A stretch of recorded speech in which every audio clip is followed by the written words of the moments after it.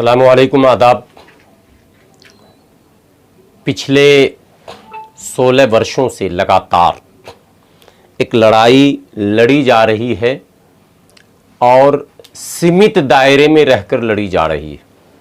हालांकि ये शब्द बहुत उचित नहीं होगा, मुनासिब लफ्ज़ इसको नहीं कहा जा सकता है कि महदूद दायरे में या सीमित दायरे में रहकर लड़ी जा रही है। दायरा तो बहुत बढ़ाने की कोशिश की गई, लेकिन एक तबका रहा जिसने इस दायरे को महदूद करने की कोशिश की, लेकिन उसके बावजूद भी तमाम तरह के संघर्ष किए गए। बहुत सारे चैनल से, अखबार वालों से रुजू किए गए, कुछ अखबार वालों ने ताउन किया, न्यूज़ बनाए, सरकार तक बातें पहुंची, कुछ एक चैनल वालों ने बारी बारी से दिखाया भी। लेकिन ज़माना बदलता गया और सोशल मीडिया का ज़माना आया। सोशल मीडिया में कहीं ना कहीं हम लोग पिछड़े, लेकिन गुज़श्ता 1-1.5 सालों से कुछ साथी ऐसे मिले जिन्होंने हमारी इस लड़ाई को तक़वियत बख्शी है। मैं ये कह सकता हूँ कि उन साथियों में एक साथी हमारे नफीस सलमानी साहब भी हैं, जो भारत न्यूज़ 247 24/7 कह लीजिए चलाते हैं। इन्होंने शुरू से इस लड़ाई को मतलब कवर किया, दिखाया क्या है ये लड़ाई, क्यों लड़ी जा रही है, क्या नुकसान है कौम को, और अगर जीतेंगे तो क्या क्या फ़ायदे होंगे।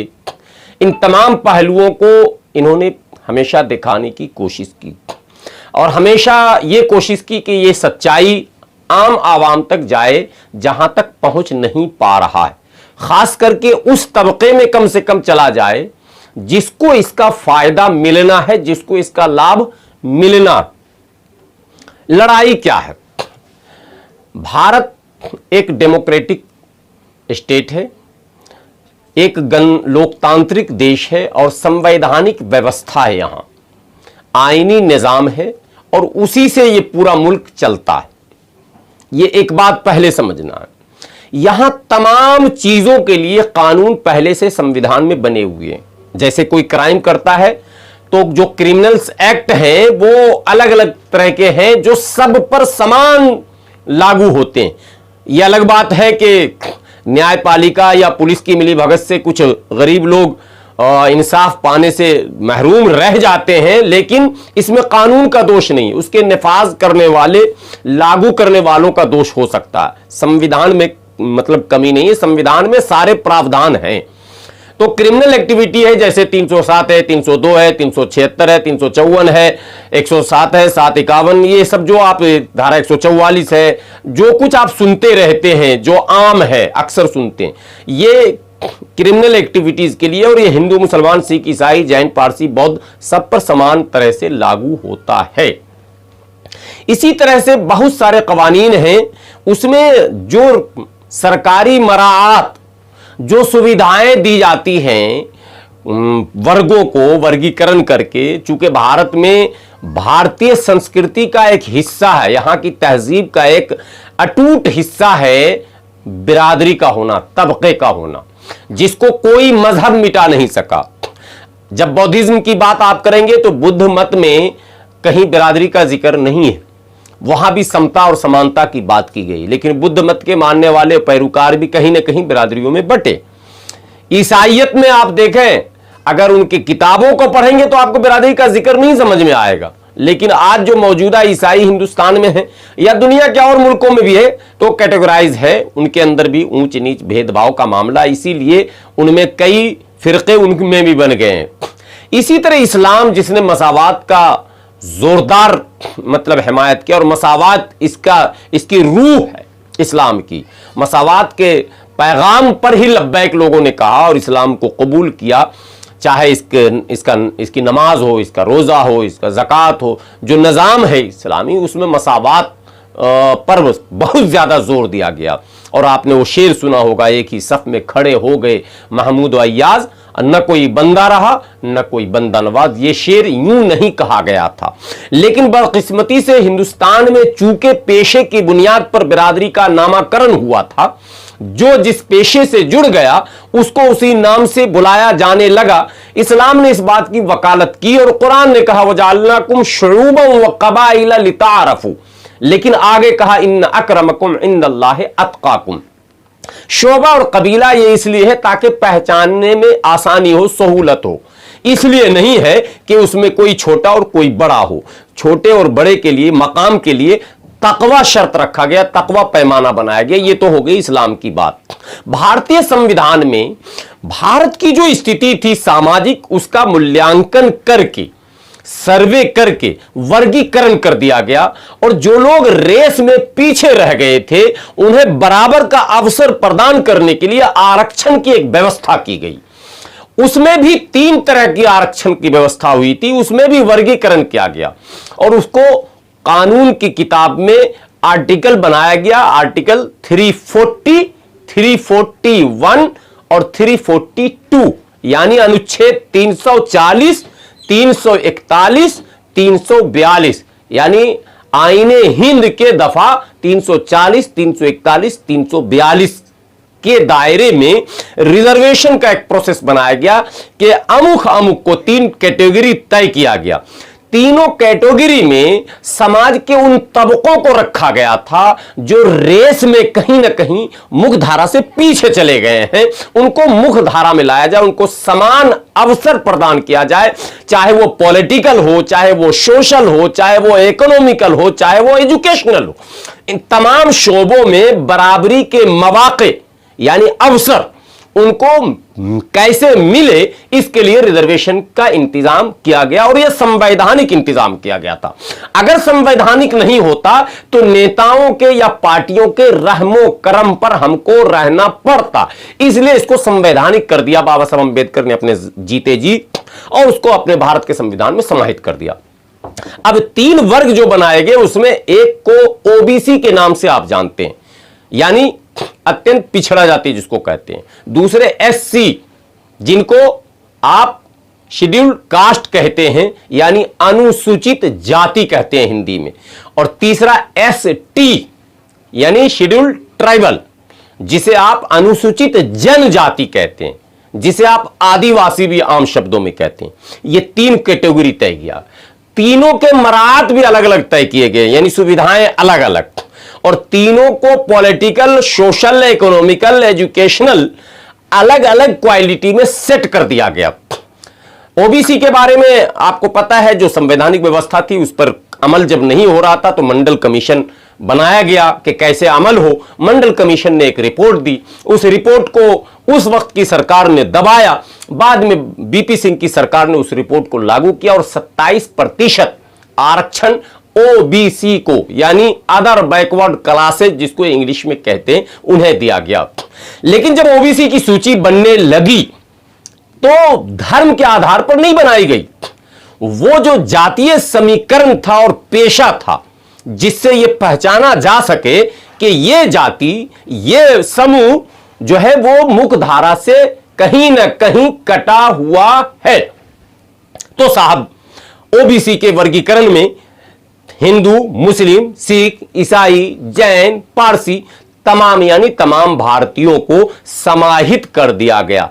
आप जानते होंगे कि ओबीसी का जो रिजर्वेशन है उसमें मुसलमान भी उसका लाभ लेते हैं, लेकिन वो महदूद बिरादरियां, उसमें एक तय कर दिया गया था, आइडेंटिफाई उसको कर लिया गया था कि किसको किसको रखा जाएगा। अब आप एससी पर आ जाएं। एससी की भी जब सूची बनी थी, असल पॉइंट लड़ाई क्या है यहां आपको समझना है। एससी की भी जब सूची बनी तो उसमें भी सबको रख लिया गया और यह सूची 1936 में ही तैयार हो गई थी, अंग्रेजों ने यह शुरू भी कर दिया था इस पर अमल। तो जब सूची बनी तो उसमें भी धोबी, नाई, बहना, हलालखोर, चमेला, मिनशिकार, शक्का जिसको आप कहते हैं, घोसी जिसको कहते हैं, बंजारा जिसको आप कहते हैं, आप क्या कहते हैं, बकरवाल जिसको आप कहते हैं, इस तरह से तमाम बिरादरियां थी जिन्हें आप जो सफाई के काम में हैं, जो इस तरह के पेशे से जुड़े हुए लोग थे, उनकी फहरिस्त तैयार की। इक्वल फहरिस्त थी, यानी हिंदुओं में भी वो जातियां जिनको मतलब अनुसूचित जाति में रखा गया है, अगर वही पेशा जैसे खटिक हिंदुओं में होते हैं, हमारे यहां भी चिक होते हैं, जो कसाई होते हैं। तो यह कहा गया कि पेशे में जो इक्वल होंगे, धोबी अगर उधर है तो धोबी इधर भी है, नाई उधर है तो नाई इधर भी है, तेली उधर है तो तेली इधर भी है, जो बिरादरियां उधर है इधर भी है, और पेशा में अगर इक्वल है तो सुविधाएं भी समान ही दी जाएंगी, यह व्यवस्था थी। लेकिन दुर्भाग्य से भारतीय संविधान के लागू होने के बाद, यानी 26 जनवरी 1950 को भारत का संविधान जब लागू हो गया, तो उसके 8 महीने बाद 10 अगस्त 1950 को उस समय के तत्कालीन प्रधानमंत्री पंडित जवाहरलाल नेहरू जी ने भारतीय संविधान के अनुच्छेद 341, ये जिसमें एससी को मिलता, आर्टिकल 341 जो अनुसूचित जाति के लिए ये बता रहा हूं, यानी दफा 341 पर मजहबी कैद, धार्मिक प्रतिबंध, रिलीजियस बैन लगा दिया, यह कहकर कि ये सुविधाएं जो हैं, जो एससी कोटे में दी जाएंगी, ये केवल और केवल हिंदू दलितों को ही मिलेंगी, अन्य किसी को नहीं दिया जाएगा। दो मकसद था इसमें।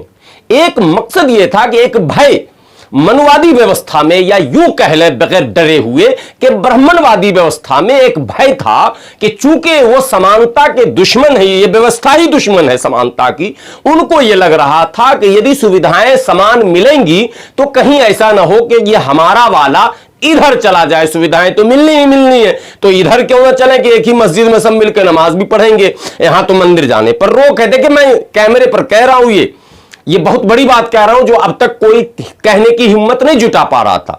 तो नेहरू जी की यह सोच थी कि अगर बंदिश नहीं लगाई गई तो ये जो तबका है जिसे हम एससी कहते हैं, जिसे आप दलित भी कहते हैं आम भाषा में, ये इधर चला जाएगा क्योंकि सुविधाएं तो मिलती ही रहेंगी, इसलिए सुविधाओं पर रोक लगा दो। तो 10 अगस्त 1950 को यह फैसला या ऑर्डर, इसको प्रेसिडेंशियल ऑर्डर कहते हैं, यानी इसको अध्यादेश के माध्यम से, इसको सदन में मतों के वोटिंग करा के नहीं किया गया था, इसको एक प्रेसिडेंशियल ऑर्डर के तहत जो है पास करा दिया गया। बाद में इसको 1956 में सिखों ने जब हंगामा शुरू किया तो 56 में सिख को शामिल कर लिया गया कि जीव हिंदू के साथ सिख भी रहेंगे, यानी सिख दलित रहेंगे, बाकी और जो है वो नहीं रहेंगे, बौद्धिस्ट नहीं रहेंगे, मुस्लिम नहीं रहेंगे, ईसाई नहीं रहेंगे, वगैरह वगैरह। तो 1956 के बाद 1959 में फिर एक कानून बनाया गया, और वो ये बनाया गया कि यदि, इसको गौर से सुनेंगे,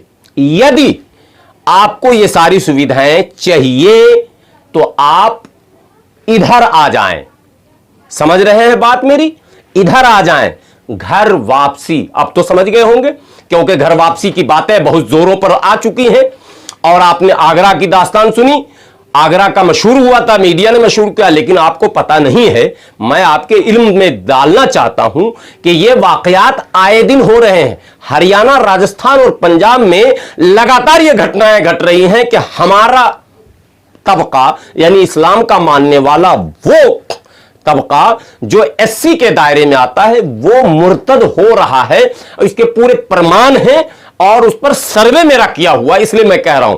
बहुत सारे लोग उस पर मिट्टी डालते हैं, पर्दा डालते हैं, क्योंकि उनको चंदा खाने की आदत पड़ी हुई है। वो अपनी कमजोरी मार्केट में जाने देना नहीं चाहते हैं, और इस लड़ाई में उनके नियत में खोट है, वो लड़ना भी नहीं चाहते हैं।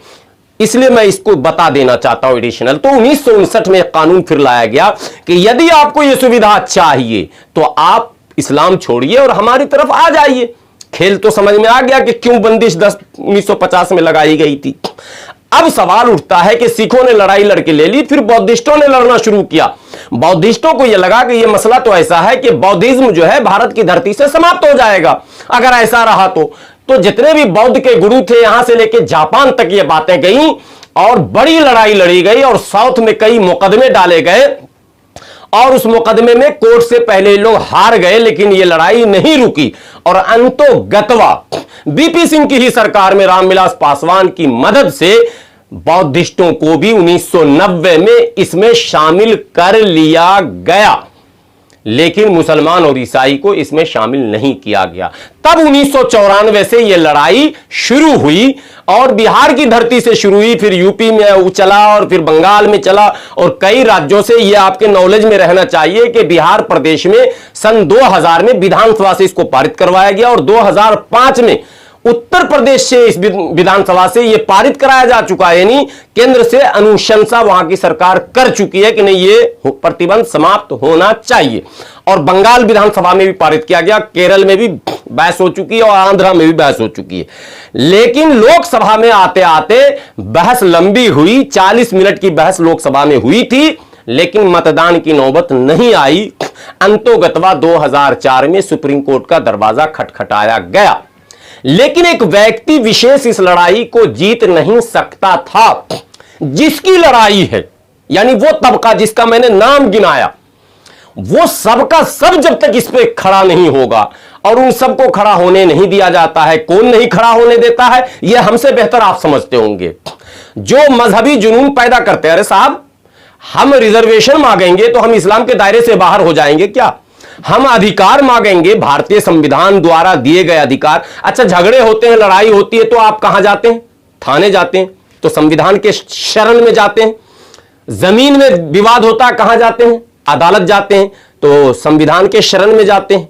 तो सब चीज में आप जा रहे हैं, और जहां आपको अधिकार मिलना, जहां आपका बहुत कुछ बचना है, आपके लोग जो मुर्तद हो रहे हैं, जो घर वापसी का वातावरण बन रहा, वो रुकना है, और सब कुछ आपको मिलना है, आप वहां आपको अगर कोई रोक रहा है तो वो आपका, आपके समाज का दुश्मन है, वो इस्लाम का भी दुश्मन है, वो ढोंगी है, ये कहा जाना चाहिए। ऐसा कोई भी समूह, ऐसी कोई भी जमात, ऐसा कोई भी आलिम, ऐसा कोई भी रहनुमा जो आपको इस लड़ाई के लड़ने से प्रत्यक्ष या अप्रत्यक्ष रोकता है, वो ढोंगी है, वो कौम का दुश्मन है, वो मजहब का भी दुश्मन है। एक बात, अब 342 भी समझा के फिर मैं बात करूं। ये 341 की बात थी। 342 जो मिलता है, जो आदिवासियों को मिलता है, उसमें भी कोई मजहबी पाबंदी नहीं है। अब लड़ाई यह है कि जब 340 में मजहबी पाबंदी नहीं, 342 में मजहबी पाबंदी नहीं, तो 341 में पाबंदी क्यों? एक लड़ाई का यह पॉइंट। दूसरा, मजहब के नाम पर भारतीय संविधान में किसी को भी कोई सुविधा देने का प्रावधान नहीं है। तो जब सुविधा मजहब के नाम पर आप दे नहीं सकते, तो मजहब के नाम पर आप छीन भी नहीं सकते। चूंकि बुनियाद जब देने का मजहब नहीं है, तो बुनियाद किसी से छीनने का भी मजहब नहीं हो सकता, और संविधान इसकी इजाजत नहीं देता। भारतीय संविधान के अनुच्छेद 14, 15, 21 सबका यह खुला उल्लंघन है, और इस देश में हो रहा। एक और बात इसके साथ जोड़ना चाहूंगा, वीडियो जरूर लंबी हो जाएगी, लेकिन एक गुजारिश साथ में करता चलूं कि पूरे वीडियो अंत तक देखेंगे और ज्यादा से ज्यादा लोगों तक पहुंचाने की इसको कोशिश करेंगे। ये सवाब का काम होगा कि जिस सीए और एनआरसी पर आज आसमान हम सर पर उठाए हुए हैं, उस सीए और एनआरसी में भी अनुच्छेद 14 और 15 का ही उल्लंघन हो रहा है। उस समय भी 341 में 14 और 15 का ही उल्लंघन हो रहा था। तो पहली लीकेज को हमने बंद करने की कोशिश नहीं की। जब छत जो है वो बारिश में टपकता है ना, अगर उसी वक्त उसका इलाज नहीं किया तो वो छत खराब हो जाएगा। पहली लीकेज को हमने बंद नहीं किया, तो फिर इस सरकार की हिम्मत हो गई, फिर इसने दूसरा कांड कर दिया। अभी भी बुनियादी लड़ाई 341 है, जिसको लड़ने की जरूरत है। अब इसमें नुकसान क्या, फायदा क्या? पहले फायदा सुन लेंगे। आप पॉलिटिकल फायदा देखें। जो रिजर्वेशन है इनका, 544 लोकसभा सीट में 117 लोकसभा सीट रिजर्व है, जहां मुसलमान वोट तो डाल सकता है, चुनाव नहीं लड़ सकता। और बहुत दूर जाने की जरूरत नहीं, बुलंदशहर लोकसभा और नगीना लोकसभा आपके पड़ोस में है। यह पश्चिमी उत्तर प्रदेश की बात, दिल्ली में मैं हूं इसलिए बता रहा हूं। दिल्ली में 7 सीटें लोकसभा की हैं, 1 सीटें रिजर्व है उत्तर पश्चिम की। और पश्चिम में जब जाएंगे, नगीना और बुलंदशहर का नाम मैं इसलिए ले रहा हूं कि नगीना और बुलंदशहर में मुसलमानों की इतनी बड़ी आबादी लोकसभा में है कि ये सीटें अगर एससी के लिए रिजर्व न होती तो मुसलमान चुनाव जीतकर लोकसभा पहुंच सकता था। और अगर 341 पर पाबंदी नहीं होती तो मुसलमान का वो तबका, वो बिरादरी, धोबी, नाई और वो तमाम बिरादरियां जो मैंने गिना, उसमें से कोई भी चुनाव लड़ लेता। सिर्फ शेख सैयद और खान साहब नहीं लड़ सकते थे अगर पाबंदी नहीं होती तो आज पॉलिटिकल नुकसान 117 लोकसभा, 1068 विधानसभा पूरे भारत में है जहां आप चुनाव नहीं लड़ सकते। सवाल यह पैदा होता है कि इस मुल्क के हम बाशिंदा हैं, वोट हम दे सकते हैं और चुनाव हम सिर्फ इसलिए नहीं लड़ सकते कि हम मुसलमान हैं। अगर एक धोबी लड़ रहा है और वो धोबी हिंदू है तो दूसरा धोबी मुसलमान क्यों नहीं लड़ेगा? एक नाई लड़ रहा है और वो हिंदू है, दूसरा मुसलमान नाई है, मुसलमान है, तो क्यों नहीं लड़ेगा? मजहब के नाम पर इतना बड़ा भेदभाव और फर्क क्यों? ये लड़ाई है और ये बहुत बड़ी लड़ाई है। ये समझिए कि इस्लामी लड़ाई है, सवाब का काम है। जिस तरह से सवाब की नीयत से हम बहुत सारे कारनामे को अंजाम दे रहे हैं कौम के लोग, उसी तरह से इस लड़ाई को तक़वियत बख्शने के लिए आगे आने की जरूरत है। तन मन धन से इस लड़ाई को लड़ने की जरूरत है। और इस वक्त ये लड़ाई सड़क पर और सुप्रीम कोर्ट में, दोनों जगह सुप्रीम कोर्ट में ऑलरेडी मुकदमा चल रहा है, लेकिन फ्रेश पिटीशन की फिर जरूरत है। अगर कोई नेक लोग हों, अल्लाह वाले हों और अल्लाह ने उन्हें नवाजा हो तो एक फ्रेश पिटीशन भी डालने की जरूरत है। और सड़क पर आने वाले 10 अगस्त को, चूंकि 10 अगस्त के दिन ही पाबंदी लगी थी, 10 अगस्त 1950 को पाबंदी लगी थी।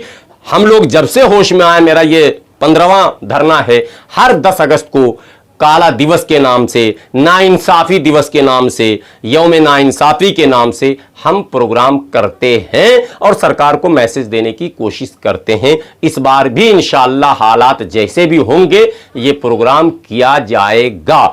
मैं इस वीडियो के जरिए उन तबका के बाशऊर लोगों से, जो इस तबके का जिक्र हमने किया, उसके बाशऊर लोगों से मेरी गुजारिश है कि आप अल्लाह के वास्ते इस लड़ाई को सीरियसली लें, आगे आए, सवाब भी कमाएं और आने वाली नस्लों को एक ऐसी चीज देकर जाएं कि वो आपके लिए दुआ करते रहें। बाकी और बातें इंशाल्लाह मौका मिलेंगी। मैं चाहे वो भारत न्यूज़ हो और इस तरह के जो भी साथी हैं जो इस तरह के मुद्दे पर मौका देते हैं, हमें भी आज मौका दिया है, मैं शुक्रगुजार हूं भारत न्यूज़ का। इसीलिए मैं बार बार गुजारिश कर रहा हूं कि इसको दूर तक पहुंचाने में आप लोग मदद करेंगे तो इंशाल्लाह फिर दोबारा और तफसील के साथ मैं आपके दरमियान हाजिर होऊंगा। खुदा हाफिज।